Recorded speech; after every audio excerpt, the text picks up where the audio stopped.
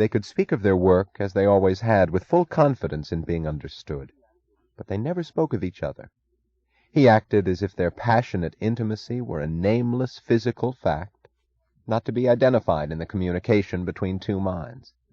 Each night it was as if she lay in the arms of a stranger who let her see every shudder of sensation that ran through his body, but would never permit her to know whether the shocks reached any answering tremor within him.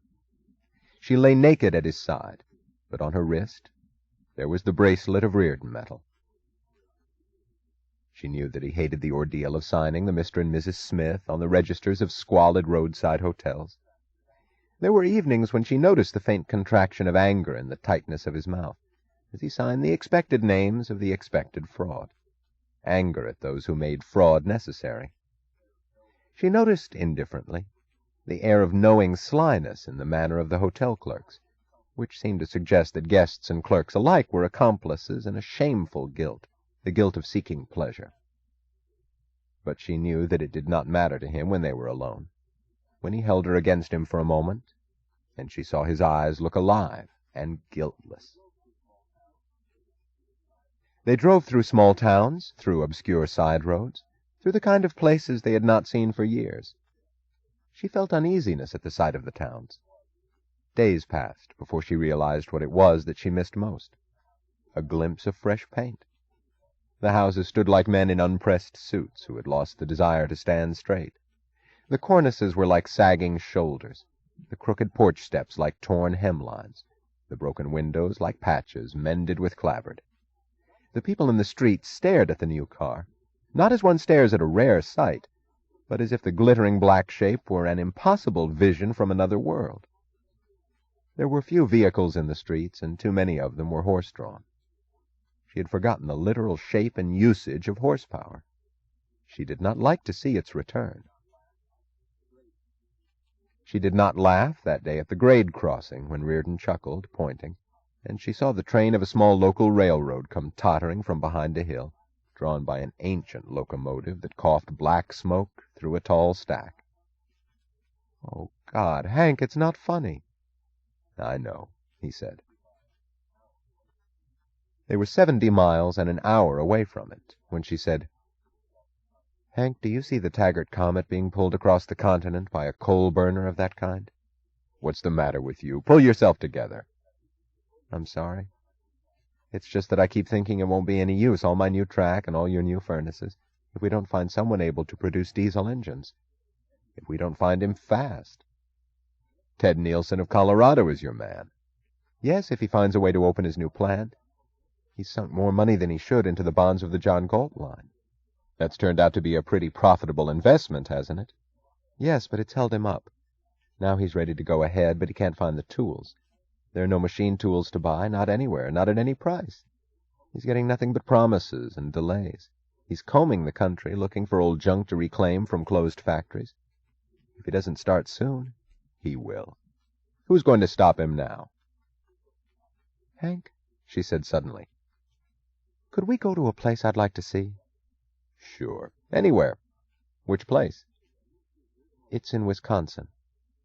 There used to be a great motor company there in my father's time. We had a branch line serving it, but we closed the line about 7 years ago when they closed the factory.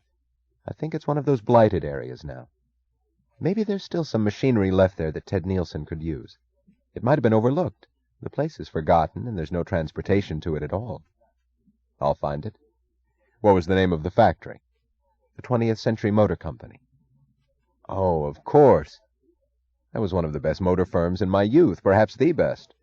I seem to remember that there was something odd about the way it went out of business.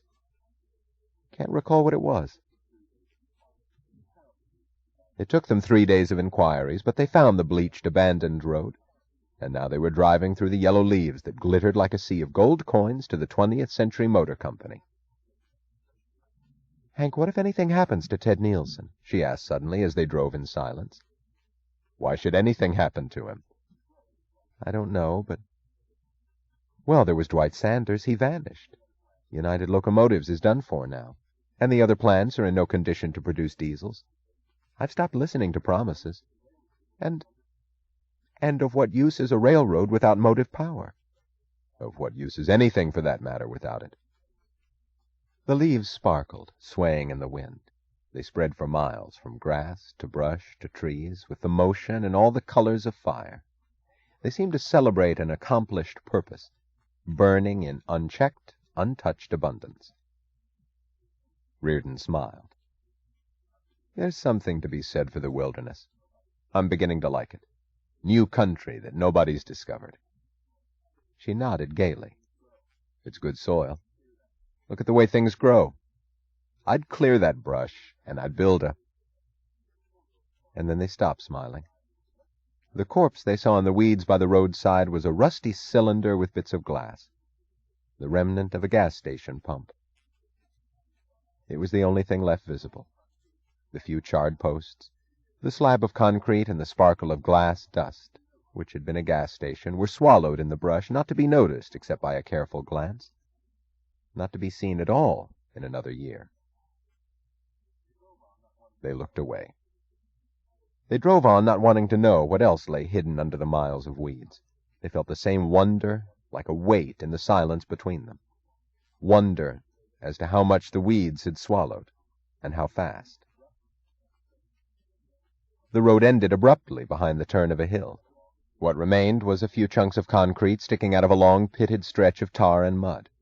The concrete had been smashed by someone and carted away. Even weeds could not grow in the strip of earth left behind.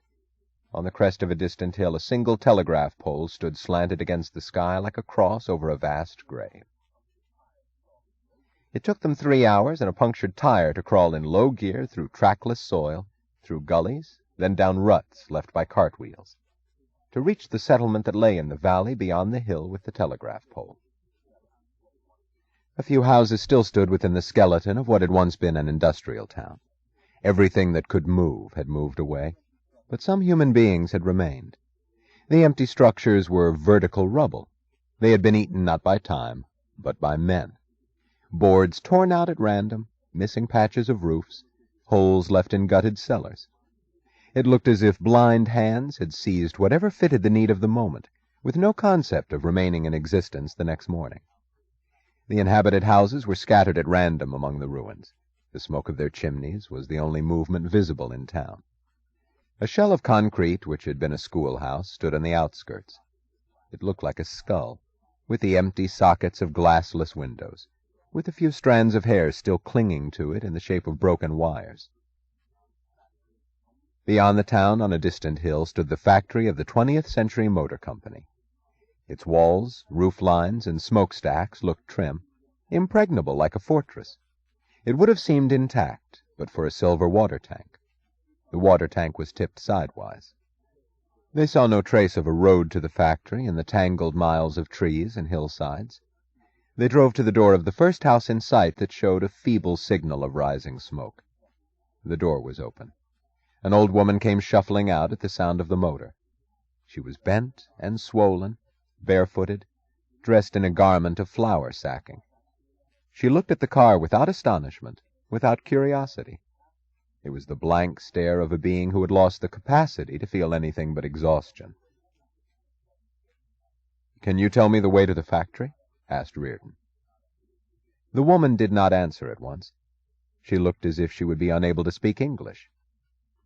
"What factory?" she asked. Reardon pointed. "That one. It's closed." "I know it's closed. But is there any way to get there?" "I don't know." "Is there any sort of road?" "There's roads in the woods."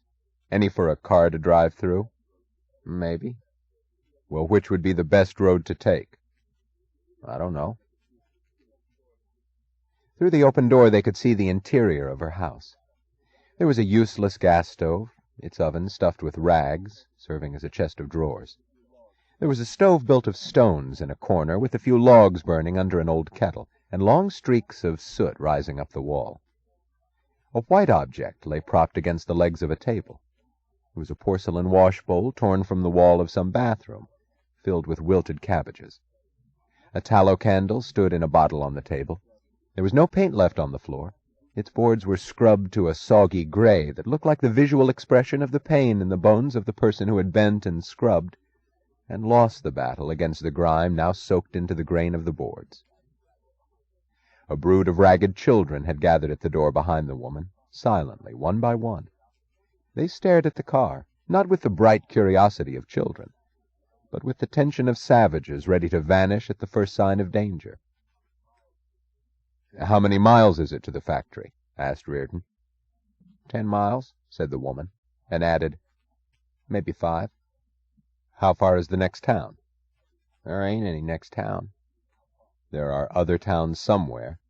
I mean, how far?" "Yeah, somewhere.